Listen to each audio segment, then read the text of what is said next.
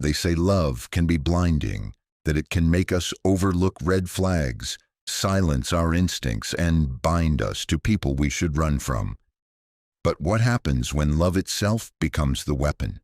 From manipulative masterminds to twisted duos who fed off each other's darkness, these relationships became breeding grounds for brutality.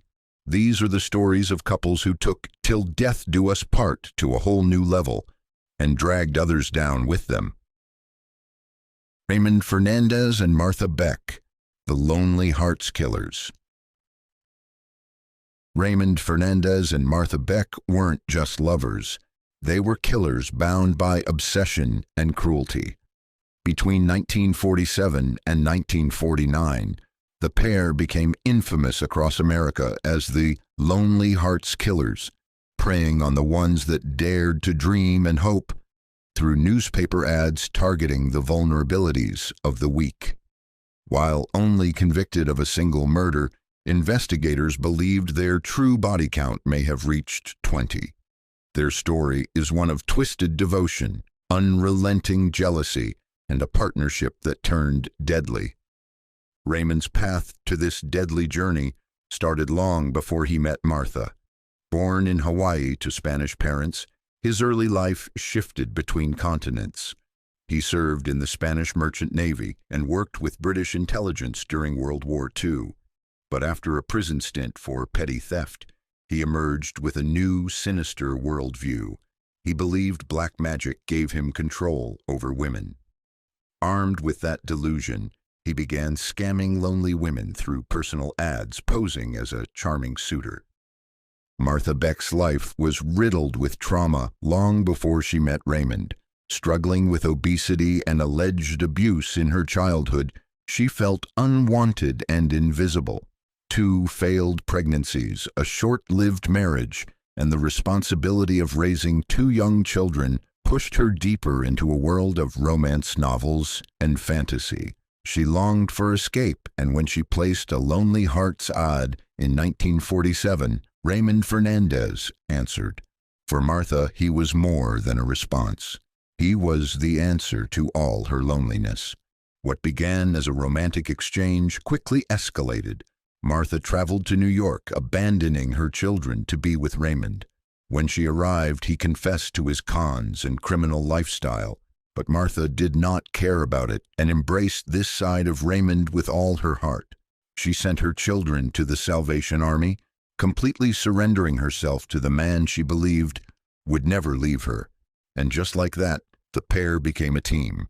Raymond would lure women with promises of love, and Martha would pose as his sister to help sell the lie. Her presence made their victims feel safe. It was a fatal mistake. Together they perfected their routine. They'd gain the trust of their victims, often lonely older women seeking companionship, before robbing them blind. But in some cases, theft wasn't enough.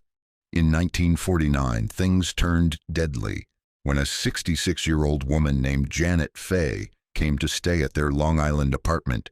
She fell into the same trap. But this time, Martha's jealousy exploded. After discovering the woman in bed with Raymond, she snapped, attacking Janet with a hammer. Raymond followed up by strangling her. The couple fled before suspicion closed in. Their next victims were even more heartbreaking. In Michigan, they charmed their way into the home of a young widow named Delphine Downing and her 2-year-old daughter. When Delphine grew uneasy, Raymond sedated her. The little girl, frightened by her unconscious mother, began to cry, and that was all it took for Martha to lose control again. She choked her in a fit of panic, but when the little girl survived, they realized the mother would never forgive them. Raymond then shot Delphine while she lay unconscious. They stayed in the house for days, even as the toddler cried. Eventually, Martha silenced her by drowning her in a basin of water. The two buried both bodies in the basement, but neighbors had already grown suspicious, and police arrived the next day. Their arrest marked the end of their spree. Fernandez quickly confessed, although he would later try to claim he only did so to protect Martha. Both were extradited to New York and stood trial for the murder of Janet Fay. Despite the suspicion surrounding as many as 20 victims, they were only charged with one. Somehow it was enough. In 1951, they were executed together at Sing Sing prison, bound in death just as they were in life. Alton Coleman and Deborah Brown. You know how some couples bond over late-night drives or Sunday brunches? Well, Alton Coleman and Deborah Brown, they bonded over something far more twisted. Their love story involved blood across 6 states. Let's start with Alton Coleman. Born in 1955 in Waukegan, Illinois, he grew up bouncing between his mother's 3 jobs and his grandmother's watch. But even as a teen, there was something off. Police already had his name memorized. Coleman was charged with sex crimes 6 times, and still he kept slipping through the cracks. He wasn't just a predator, he was a chameleon, the kind who could smile at you one second, then drag you into a nightmare the next. Diagnosed with everything from psychosis to antisocial and narcissistic disorders, he had darkness brewing in his mind, and no one seemed to stop it in time. Then came Deborah Brown, born in 1962. Her story's a different shade of tragedy. One of 11 children, a head injury in childhood, and a documented intellectual disability. She had no criminal record, no violence in her past. Just a quiet existence until she met Alton in 1983. Within no time, she left her fiancé, her family, and her former self to follow Coleman like a shadow. Some say she was manipulated. Others say she knew exactly what she was doing.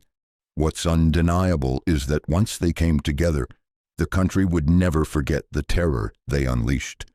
Their spree began with the unthinkable. 9-year-old Vernita Wheat. After charming the child's mother in Wisconsin, Coleman abducted Vernita and took her to Illinois.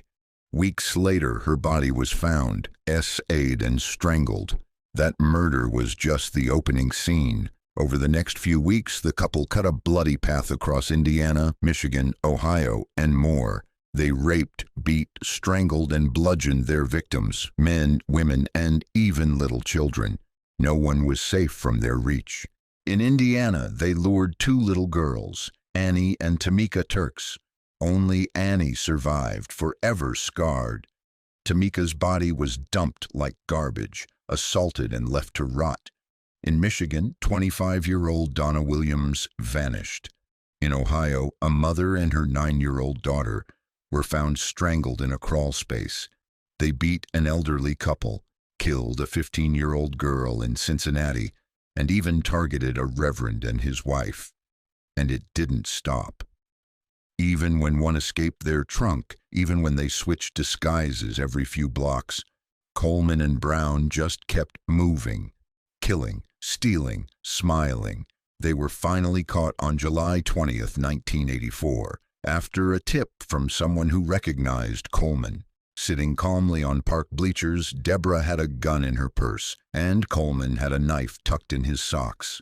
But their calm masks couldn't hide the horror they'd already spread. In court, the story didn't soften. Coleman was defiant. Brown, chillingly unrepentant, once wrote to the judge, "I killed the bitch and I don't give a damn. I had fun out of it. That wasn't remorse, that was ice." And so the sentences came fast and furious. Coleman, death in Ohio, death in Illinois, death in Indiana, 3 separate states, 3 separate chances to die. Brown was sentenced to death too until her sentence was commuted, citing her low IQ and Coleman's psychological grip over her. Alton Coleman was executed in 2002. His last meal? Enough food for a small army. His final words were from Psalm 23, whispered before the lethal injection took him. Deborah Brown, on the other hand, remains behind bars. Her charm faded, her loyalty shattered, her life reduced to quiet time in an Ohio prison.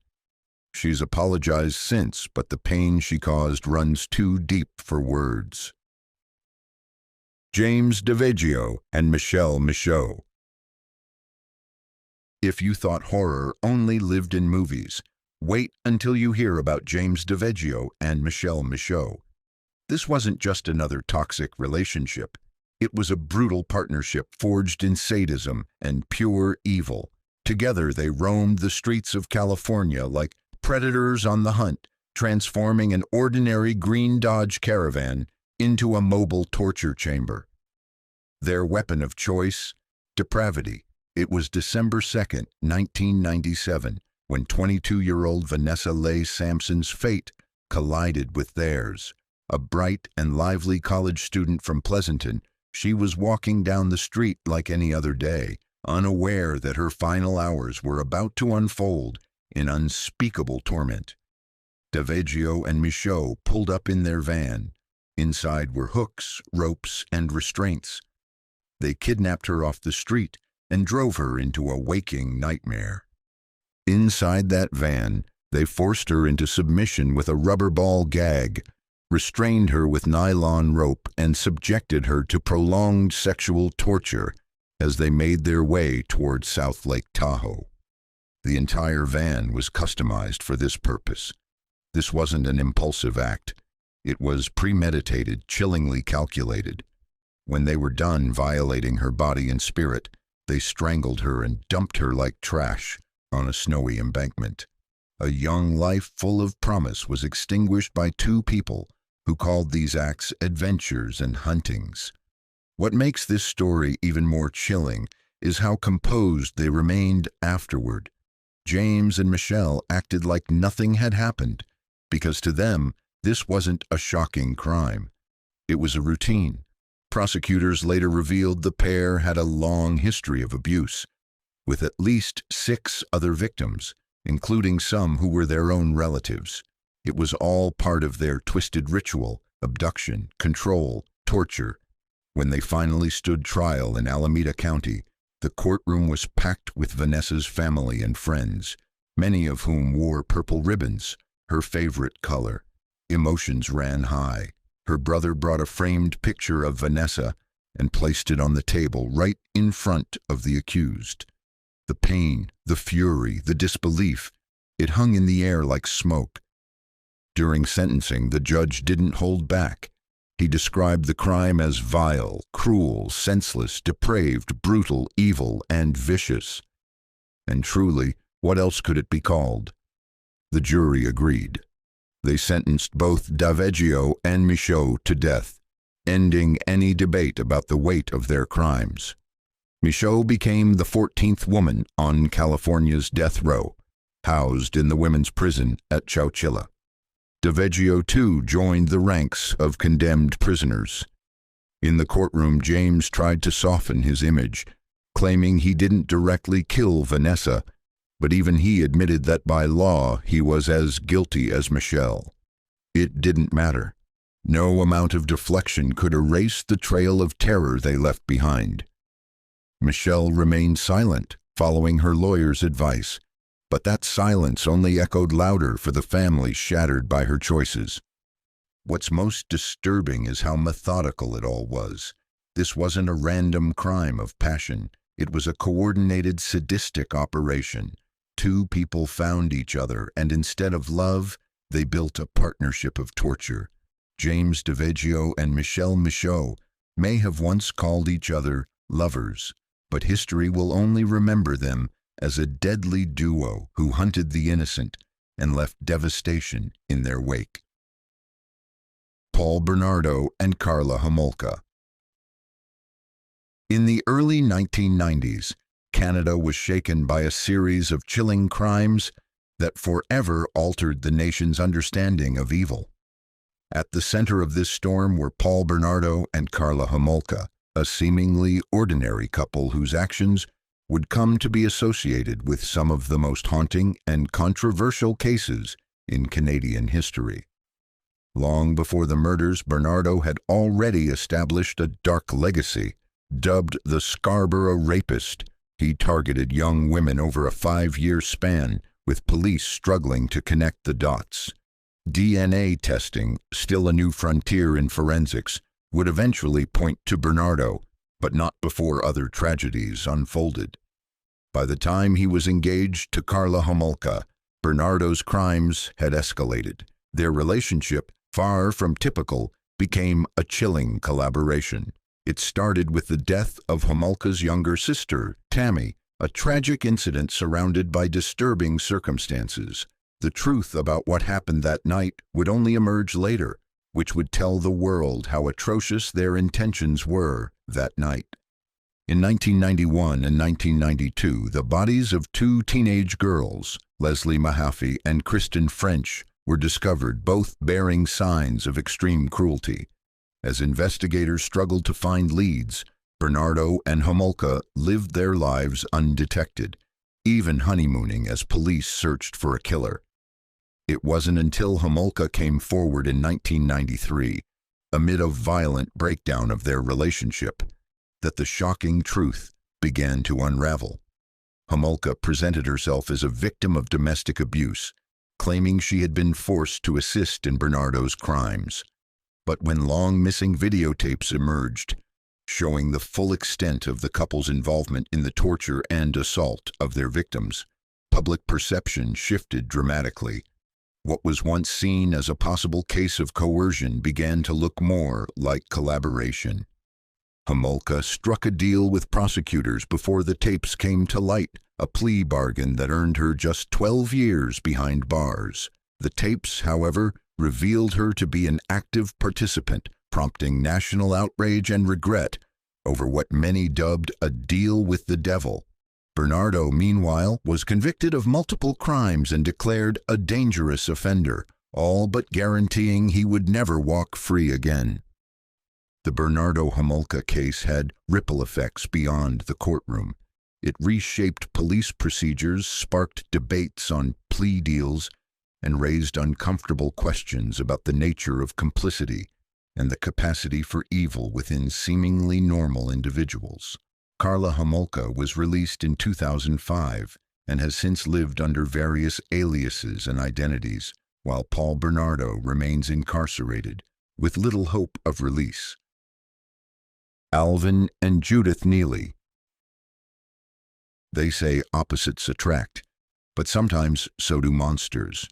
When 26-year-old Alvin Neely met 15-year-old Judith Ann Adams, it wasn't love at first sight. It was danger, a destructive, consuming kind of bond that would soon spiral into one of the most sadistic killing sprees in American history. Together they weren't just partners in life. They were partners in torture, abduction, and murder. Judith Ann Adams was a child of trauma. Born in Tennessee, she lost her alcoholic father in a motorcycle accident at the age of 9. By 15, she was married to Alvin Neely, a career criminal nearly twice her age, who had already been dabbling in theft and violence for years. Judith was pregnant within months and quickly swept into a life of crime. But this wasn't petty theft. This was calculated brutality. Even when heavily pregnant, Judith committed armed robberies alongside Alvin, and it only escalated from there. In September 1982, things turned darker. The couple launched Molotov cocktail attacks and made disturbing, threatening phone calls. But their crimes weren't just about destruction. They were rehearsals for what was to come. On September 25th, 1982, the Neelys were roaming Riverbend Mall in Rome, Georgia. That's when they spotted Lisa Ann Milliken, a 13-year-old girl from a group home for neglected children. She was playing in the arcade, completely unaware that two predators were watching. They lured her away and drove her across state lines to a motel in Scottsboro, Alabama. What followed was a nightmare.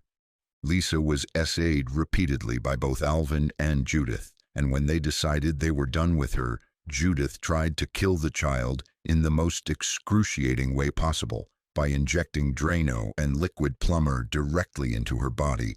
But it didn't kill her, so Judith took a gun and shot her in the back. Then they dumped her body over a canyon cliff like she was trash.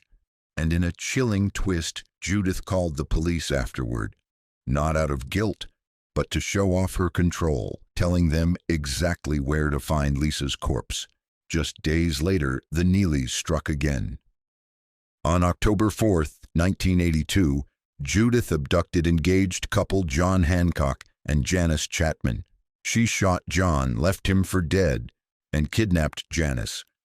Back at their motel, Judith tortured and murdered the young bride-to-be, but John survived. He gave police the name that would finally crack the case: Judith and Alvin Neely. After weeks of surveillance, police finally arrested Judith and Alvin in Murfreesboro, Tennessee. Judith, still just 18, was already a mother of 3. She confessed coldly, without remorse. Alvin cut a deal to avoid the death penalty. He was never even tried for Lisa Milliken's murder. Judith, however, went to trial. In 1983, she was convicted of Lisa's torture and murder. The jury recommended life in prison, but the judge overrode their decision and sentenced her to death in the electric chair. Judith was the youngest woman on death row in the United States, but her execution never happened. Just days before it was scheduled in 1999, Alabama's governor commuted her sentence to life in prison, citing the original jury recommendation. That decision caused nationwide outrage. In the end, these couples remind us that evil doesn't always wear a mask. Sometimes it walks hand in hand, smiles sweetly, and calls itself love. Their crimes weren't just the work of individual monsters, but of bonds that fueled and deepened their depravity. It leaves us questioning, how far can blind devotion go before it turns into something monstrous? Share your thoughts in the comments below. If you've made it this far, be sure to check out this next video. I think you'll enjoy it. Thank you once again for watching.